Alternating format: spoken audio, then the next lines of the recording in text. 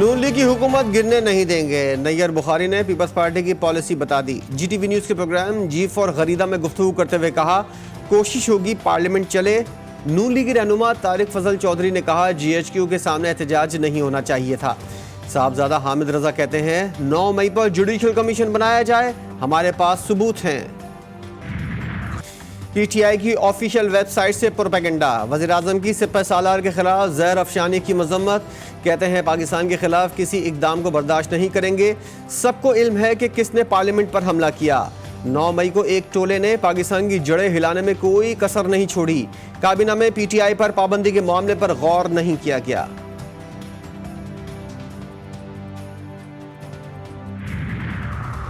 تحریک انصاف پر پابندی کے ثبوت موجود، وزیر قانون اعظم نذیر تارڑ کہتے ہیں وفاقی حکومت معاملے پر سنجیدگی سے سوچ رہی ہے، سپریم کورٹ میں ریفرنس دائر کرنے سے پہلے سیاسی اور قانونی پہلوؤں کو دیکھا جائے گا۔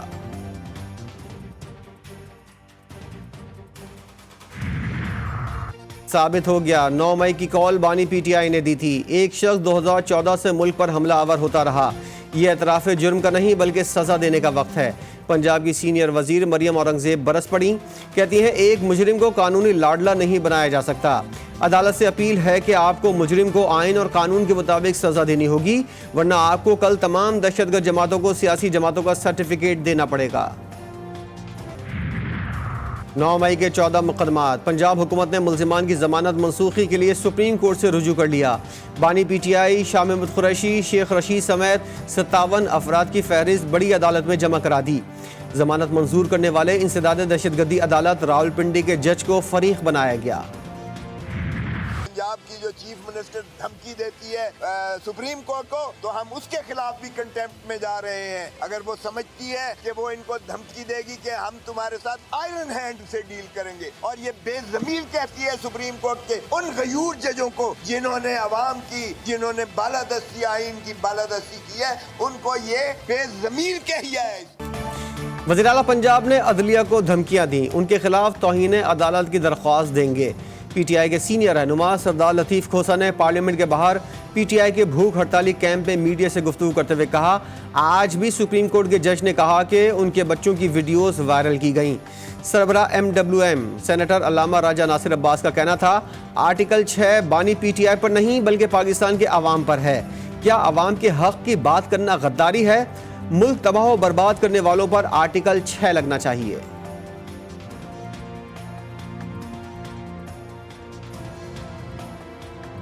پورے پاکستان کے عوام سے جی بی سے لے کر کراچی تک، بلوچستان کے آخری سرحدوں تک، بارڈر تک، سب سے گزارش ہے جمعے کو اپنے حق کے لیے نکلنا ہے، پاکستان کے لیے نکلنا ہے، عوام کے لیے نکلنا ہے، مہنگائی کے خلاف، لا قانونیت کے خلاف نکلنا ہے، خان کے ساتھ اظہار یکجہتی کے لیے نکلنا ہے۔ پنجاب اسمبلی کے باہر پی ٹی آئی رہنماؤں کا علامتی بھوک ہڑتالی camp, opposition leader Malik Ahmad بچھر کہتے ہیں اسمبلیوں میں بانی پی ٹی آئی کی رہائی کے لیے آئے ہیں، چاچا اور بھتیجی کی حکومت کے دن گنے جا چکے ہیں، کسی کا باپ بھی تحریک انصاف پر پابندی اور بانی پر آرٹیکل 6 نہیں لگا سکتا۔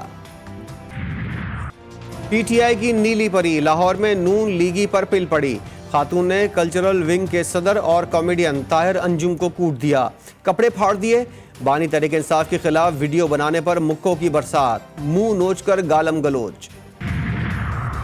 پی ٹی آئی پختونخوا اور پنجاب سے ممبران کے بیان حلفی الیکشن کمیشن میں جمع، کے پی سے 91 ممبران اسمبلی کے بیان حلفی الیکشن کمیشن میں جمع کروائے گئے، پنجاب سے 105 ارکان صوبائی اسمبلی کے بیان حلفی الیکشن کمیشن میں جمع کروائے گئے۔ سپریم کورٹ کے مخصوص نشستوں کے فیصلے میں ارکان اسمبلی کو پی ٹی آئی میں شمولیت کے لیے 15 روز کا وقت دیا گیا تھا۔ نواز شریف اور آصف زرداری آج تاریخ کے غلط رخ کے اوپر کھڑے ہیں، وہ خواہشات پر اب مبنی یہ فیصلے تو کر رہے ہیں، لیکن پیپلز پارٹی اور نون لیگ کے ہر رکن کو جو اس وقت زرداری اور نواز شریف کے ساتھ کھڑا ہے، اس کو مستقبل میں اپنی نظریں نہیں ملا سکے گا سیاست میں۔ نواز شریف اور زرداری تاریخ کے غلط رخ پر کھڑے ہیں، فواد چودھری کہتے ہیں ابھی شروعات ہے لیکن آنے والے دنوں میں لوگ چیخیں گے، آپ نہ سپریم کورٹ کو مان رہے ہیں اور نہ ہی کسی قانون کو، دنیا پاکستان میں انسانی حقوق کی پامالی دیکھ رہی ہے۔ مارشل لاء کے خطرے پر عدالتیں کھلی ہونے کی خواہش، جسٹس اطہر من اللہ کا نیو یارک میں خطاب، کہا مارشل لاء کا ماحول بنایا جا رہا ہے، اس ٹی وی چینل کا نام لینا نہیں چاہتا جس نے ایسا ماحول بنایا جیسے مارشل لاء لگنے والا ہو، کاش عدالتیں 12 اکتوبر 1999 کو کھلی ہوتیں جب پرویز مشرف نے منتخب وزیر اعظم کو باہر پھینکا، کاش یہ عدالتیں 5 جولائی کو کھلی ہوتیں جب ضیاء الحق نے منتخب وزیر اعظم کو ہٹایا، میں نے ایک نوٹ لکھا تو میرے 2 بیٹوں کا پرسنل ڈیٹا سوشل میڈیا پر ڈال دیا گیا، اہلیہ پر ڈاکیومنٹری بنا کر حملہ کیا۔ تمام ججز خود ڈسپلن اور وقت کی پابندی کریں اور عدالتی عملے کو بھی پابند بنائیں، مقدمات کو جلد نمٹایا جائے تاکہ بیک لاگ کم ہو سکے۔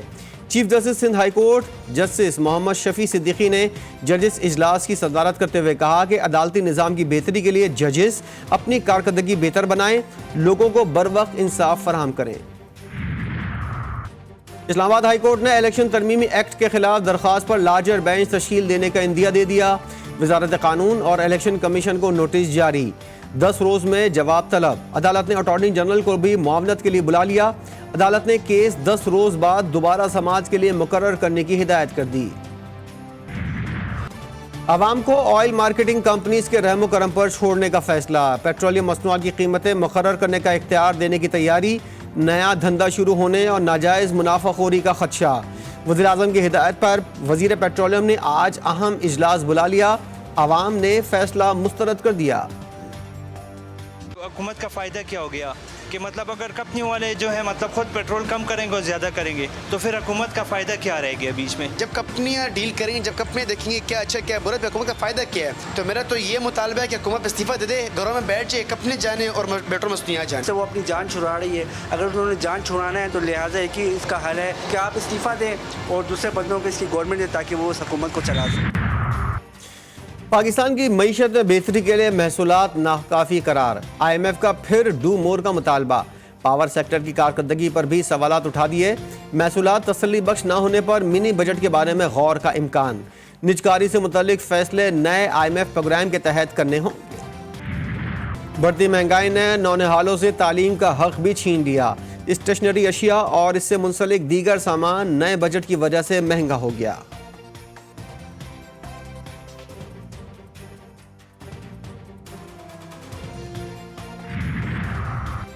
وزیر اعلیٰ پختونخوا نے بنو امن جرگے کے تمام مطالبات مان لیے، حکومت کے تسلیم کیے گئے مطالبات ایپیکس کمیٹی کے سامنے رکھے جائیں گے، اجلاس میں بنو واقعے سے متعلق کمیشن بنانے کے طریقہ کار پر غور ہوگا، بنو جرگے کے مطالبات پر عمل درآمد شروع ہو گیا، پولیس نے چھاپہ مار کارروائیوں کے دوران 8 ملزمان کو گرفتار کر لیا، گرفتار ملزمان سے بڑی تعداد میں اسلحہ برآمد، بغیر نمبر پلیٹ فیلڈر گاڑی بھی قبضے میں لے لی گئی۔ شہر قائد کے باسیوں کے لیے اچھی خبر، بحریہ ٹاؤن تا نمائش چورنگی، ماحول دوست الیکٹرک بس کا نیا روٹ شروع ہو گیا، نئے روٹ پر 12 بسیں چلیں گی، الیکٹرک بسوں کے نئے روٹ سے مقامی معیشتوں کو فروغ ملے گا، لوگوں کو روزگار کی تلاش میں آسانی ہوگی۔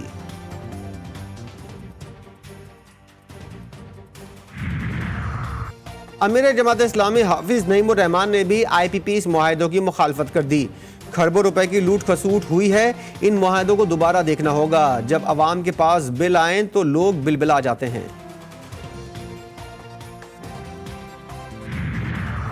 آئی پی پیز قومی سلامتی کے لیے خطرہ ہیں، ایم کیو ایم کی سندھ اسمبلی میں قرارداد، سندھ اسمبلی میں اپوزیشن لیڈر علی خورشیدی اور رکن اسمبلی انجم مرزا کی جانب سے قرارداد جمع کروائی گئی، ایم کیو ایم وفد نے چیئرمین نیپرا سے بھی ملاقات کی، مصطفیٰ کمال نے بجلی نہ بنانے والی آئی پی پی سے معاہدے فوری ختم کرنے کا مطالبہ کر دیا۔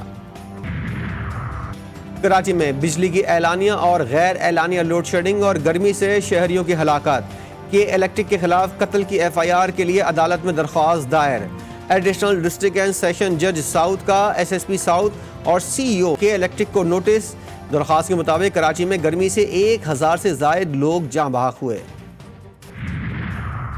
کراچی میں ناردرن بائی پاس پر سی ٹی ٹی کے ہاتھوں ہلاک دہشت گرد پولیس آفس حملے کا ماسٹر مائنڈ اور عباس ٹاؤن بم دھماکے کا مرکزی کردار نکلا، عمر فاروق کا تعلق کالعدم ٹی ٹی پی سے تھا، سی ٹی ٹی حکام کے مطابق ہلاک دہشت گرد کو کراچی میں کارروائیوں کا ٹاسک دیا گیا تھا۔ لاہور، اوکاڑا، چونیا، عارف والا سمیت پنجاب کے مختلف شہروں میں بارش، گرمی کا زور ٹوٹ گیا، نشیبی علاقے زیر آب آ گئے، آج سے 29 جولائی تک ملک بھر میں بارشوں کا قوی امکان. پختونخوا، پنجاب، گلگت بلتستان، بلوچستان اور سندھ میں چند مقامات پر تیز ہواؤں اور گرج چمک کے ساتھ بارش کا امکان. مری، گلیات، مانسہرہ، سوات، شانگلہ، خیبر اور آزاد کشمیر میں بادل برسیں گے. کراچی میں بادلوں کا راج. مختلف علاقوں میں ہلکی بارش سے موسم خوشگوار.